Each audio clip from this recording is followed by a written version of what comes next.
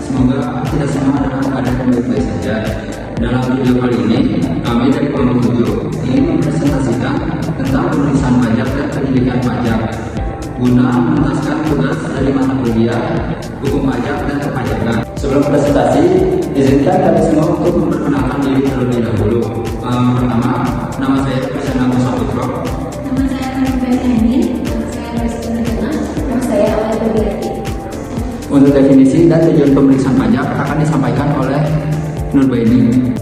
Yang pertama, di sini ada definisi. Pemeriksaan adalah serangkaian kegiatan menghimpun data, mengolah data, keterangan, dan atau bukti yang dilaksanakan secara objektif dan profesional berdasarkan suatu standar pemeriksaan untuk menguji kepatuhan, kepatuhan, kewajiban perpajakan, dan atau untuk tujuan dalam rangka melaksanakan ketentuan peraturan perundang-undangan perpajakan.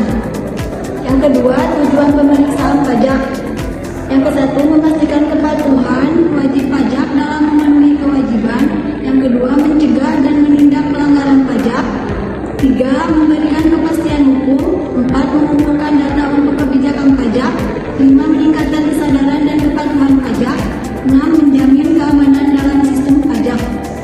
Untuk kewajiban pajak, hak wajib pajak, dan tindak pidana perpajakan akan dijelaskan oleh Nurul. Selanjutnya ada kewajiban pajak apabila dilakukan pemeriksaan. 1. Menyediakan data dan dokumen yang diminta. 2. Bersikap kooperatif dengan petugas pajak. 3. Mematuhi hasil pemeriksa. 4. Menyimpan dokumen pajak sesuai ketentuan. Di sini juga ada hak wajib pajak. 1. Meminta kepada pemeriksa pajak untuk memperlihatkan tanda pengenal pemeriksa. 2.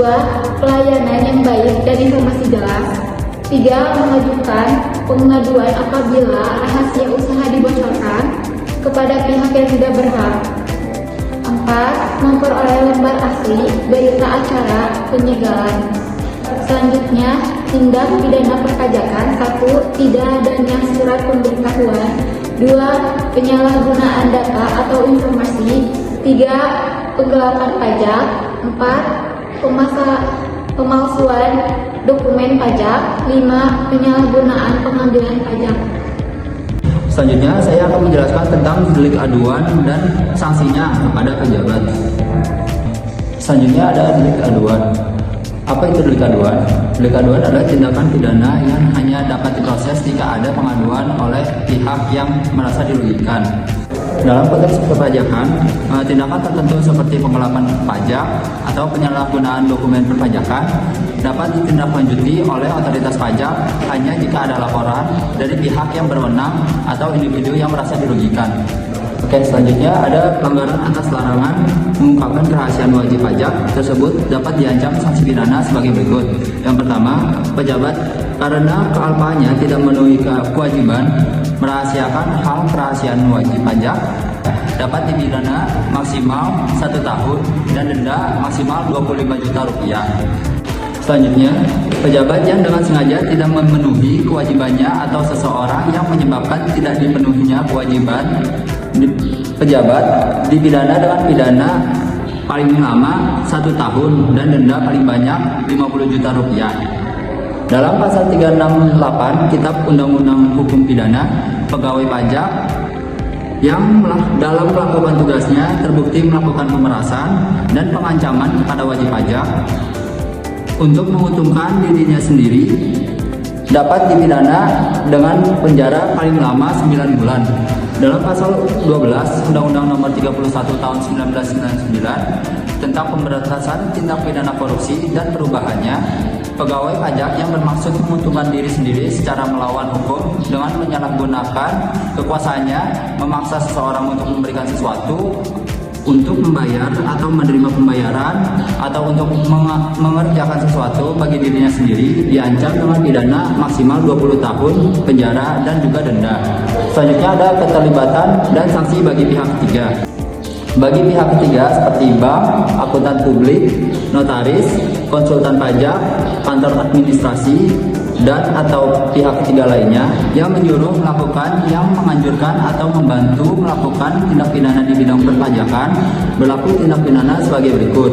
Yang pertama, pasal 41A Undang-Undang Nomor 7 Tahun 2021, setiap orang yang menurut ketentuan wajib memberikan keterangan atau bukti yang diminta tetapi dengan sengaja tidak memberikan keterangan atau bukti yang tidak benar dipidana dengan pidana maksimal 1 tahun dan denda maksimal Rp25 juta. Yang kedua, pasal 41B Undang-Undang Nomor 7 Tahun 2021, setiap orang yang dengan sengaja menghalangi atau mempersulit penyidikan tindak pidana perpajakan dipidana dengan pidana kurungan maksimal 3 tahun. Sedangkan untuk pemerintah, lembaga, asosiasi, dan pihak lain berlaku tindak pidana sebagai berikut. Yang pertama, setiap orang yang terdiri dari instansi pemerintah, lembaga, asosiasi, dan pihak lain yang dengan sengaja tidak memenuhi kewajiban memberikan data dan informasi yang berkaitan dengan perpajakan kepada Direktorat Jenderal Pajak dipidana dengan pidana kurungan paling lama 1 tahun atau denda paling banyak Rp1 miliar. Yang B, setiap orang yang dengan sengaja menyebabkan tidak terpenuhinya kewajiban pejabat dan pihak lain memberikan data dan informasi yang berkaitan dengan perpajakan kepada Direktorat Jenderal Pajak dipidana dengan pidana kurungan paling lama 10 bulan atau denda paling banyak Rp800 juta. Selanjutnya, setiap orang yang dengan sengaja tidak memberikan data dan informasi tambahan yang diminta oleh Direktorat Jenderal Pajak dalam menghimpun data dan informasi untuk kepentingan penerimaan negara dipidana karena data dan informasi yang pertama kali diminta tidak mencukupi dikenakan pidana kurungan paling lama 10 bulan atau denda paling banyak Rp800 juta. Yang terakhir, setiap orang yang dengan sengaja menyalahgunakan data dan informasi perpajakan sehingga menimbulkan kerugian kepada negara dipidana dengan pidana kurungan paling lama 1 tahun atau denda paling banyak Rp500 juta. Untuk penyidikan, wewenang penyidik dan penghentian penyidikan akan dijelaskan oleh Aulia.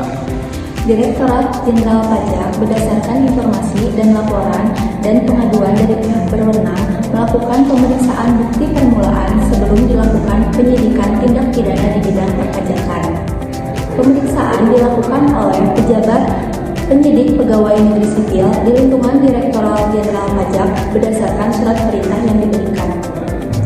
Selanjutnya ada wewenang penyidik yang pertama menerima, mencari, mengumpulkan, dan meneliti keterangan atau laporan yang berkenaan dengan tindak pidana di bidang perpajakan.